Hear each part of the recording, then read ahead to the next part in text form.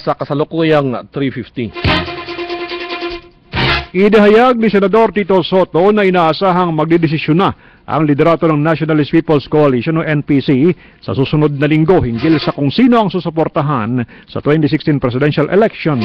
Sa panayam ng DCMM, sinabi ng Senador na karamihan sa mga nakakausap niyang kapartido ngayon ay sumusuporta sa Grace Poe Chis Escudero tandem, pero maganda rin niya ang posibleng tambalan ni Maroas at Leni Robredo. Kinumpirma naman ni Soto na may mga taga-Liberal Party na lumilipat sa NPC, pero mayroon din anyang lumilipat na galing sa United Nationalist Alliance o UNA, Nationalista Party at Lakas. At this point, ang masasabi ko lang is karamihan doon sa mga nakakausap ko ay may tendency talaga na sumuporta kay Grace at kay Chis. Ganun ang thinking nila sa ngayon. Ano? Ang number one factor dun sa tingin nila kasi walang pag-ahi. Bilang miyembro naman ng Senate Electoral Tribunal, sinabi ni Soto na magiging patas ang pagdinig sa issue ng citizenship ni Poe. Arangkada na niya ang oral argument sa Supreme Court bukas, Setyembre 21 at inaasang mareresolba ito sa unang linggo ng Nobyembre. Anong implikasyon sa kanya nito? Hindi maganda, siyempre. Pati yung mga supporters, pati yung mga funders, naghihintay, di ba? Kung ano mangyayari. Pero hopefully, mabibilisan naman namin ito eh. Tanda ng siyempre, baka first week of November result na ito. Pag may naghabol sa Supreme Court, hindi pa yan final. Pag wala naman, final na yun. Ang tinig ni Senador Tito Soto. Naniniwala si Albay Governor Joey Salceda na mananalo si Camarines Sur Representative Leni Robredo laban kay Senador Chis Escudero sakaling tumakbo ito sa pagka-vice-presidente sa halalan 2016. Sa panayam ng DCMM, sinabi ni Salceda na bagamat hindi ugali ng isang Bicolano na kalabanin ang kapwa Bicolano, tawag ng panahon na kumandidato si Robredo bilang running mate ni Maroha sa ilalim ng Liberal Party. Nakikita ni Salceda na bagamat maaring manalo si Escudero sa Sorsogon bilang dating kongresista, mangungusan naman ito ni Robredo partikular sa Camarines Sur at Camarines Norte. Ang Albay naman, although kami nasa sandwich, ilalaban ko sila ni dito. May wala kami ng hindi kasing laking margin, but definitely kung titignan ng Bicol, I think Norte, Sur, and Albay will be for Leni. Lalampaso pa rin ni Leni dyan si Chisto at Capture. No, Bicolanos. Sa pagkapangulo, suportado naman ni Governor Salceda si Rojas, hindi lang dahil sa kapartido niya ito, kundi dahil sa track record ng dating kalihim. Naniniwala ang isang political analyst na makakatulong ang pagdedeklara ng maaga ng mga kandidato sa 2016 elections.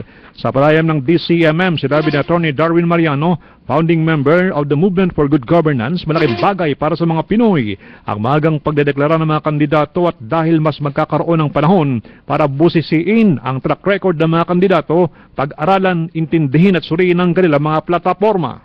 Makakatulong yon dahil kasi magkakaroon ng panahon ang lahat ng Pilipino na usisain at intindihin at siyurin yung mga plataforma de gobyerno at yung mga, kumbaga, naging track record nitong mga naghahain ng mga sarili nila bilang choices natin in 2016. Si Attorney Darwin Mariano, founding member ng Movement for Good Governance. At ngayon, balikan natin ng DYAB Cebu. Narito ang detalye ng mga balita mula sa Cebu. Hirap pa ring tukuyin ng pulis sa Lapu-Lapu City sino ang pumatay sa 17 anyos na estudyante ng accountancy sa isang kilalang universidad sa Cebu City. Tiniyak naman ng Lapu-Lapu City Police Office na binubuo na nila ang lahat ng ebidensya para makapag-file na ng kaso laban sa isa sa mga pumatay sa biktima. Ayon sa hepe ng LLCPO, Senior Superintendent Armando Radok, meron na silang pangalan ng isa sa mga suspect. At pag nakumpleto na nilang ebidensya, kahit hindi pa nila nahuhuli ang suspect, ay sasampahan na nila ito ng kaso. Kamakailan may sumukong 2 tao na itinuring na suspect sa pagpatay para linisin ang kanilang pangalan. Pinakawalan din sila ng pulis matapos malaman na wala talaga silang kinalaman sa pagkamatay ng menor de edad. Nagdududa ngayon ang pulis na may kinalaman ang ninakaw na iPad at DSLR sa pagkakamatay ng mag-aaral. Ayon kay Radok, posibleng merong sensitibong impormasyon na laman ang nasabing mga gadget. Matatandaan na nadiskubre ang patay na katawan ng 17 anyos na accountancy student noong Lunes ng hapon sa loob ng kanyang kwarto. Pinaniniwalaan na may kinalaman sa pagkamatay niya ang isang babae na naka-helmet na kumatok sa kanilang bahay Lunes ng umaga.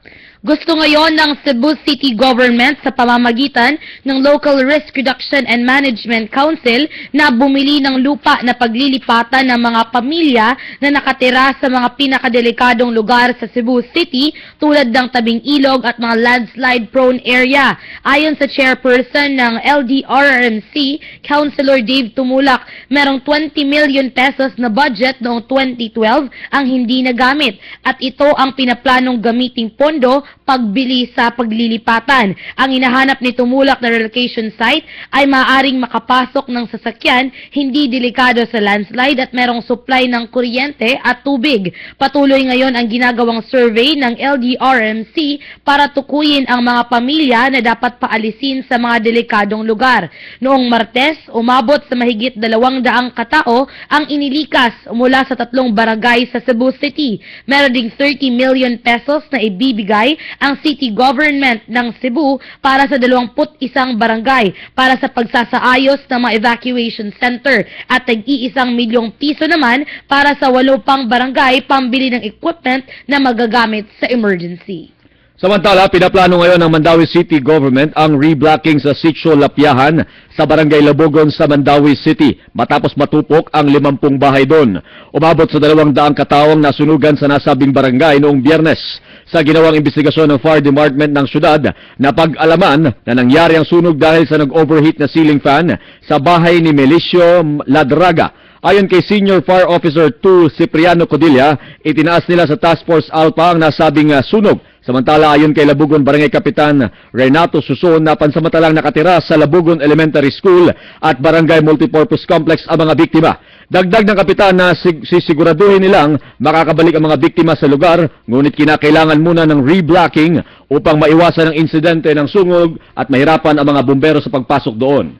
Samantala, kinatatakutan ngayon ng local disaster team ng Cebu City ang posibleng mas malaking baha sa mga barangay sa Cebu matapos mapag-alaman na patuloy ang pagtaas ng level ng tubig sa Buhisan Dam. Ayon kay Metro Cebu Water District Public Affairs Manager Charmaine Rodriguez Cara na nahihirapan na sila sa pagkontrol sa patuloy na pagtaas ng level ng tubig sa nasabing dam. Nitong Biyernes, umabot ng 3,140 cubic meters ang pagtaas ng water level kung ikukumpara noong Huwebes sa kabila ng kanilang ginawang pagpapalabas ng tubig mula sa dam. Umapaw ang dam dahil rin sa pag-apaw ng mga ilog at bukal na kanilang pinagkukunan din ng tubig. Nakipagtulungan na rin ang local disaster team ng Cebu City sa Barangay Council ng Buhisan at iba pang bulubunduking barangay sa Cebu upang magpadala ng warning signal kung muling aapaw ang dam at bumuhos ang malakas na ulan.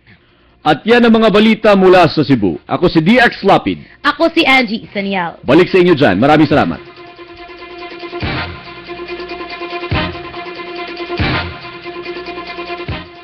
Salamat sa mga mainit na balita mula dyan sa DYAB Cebu.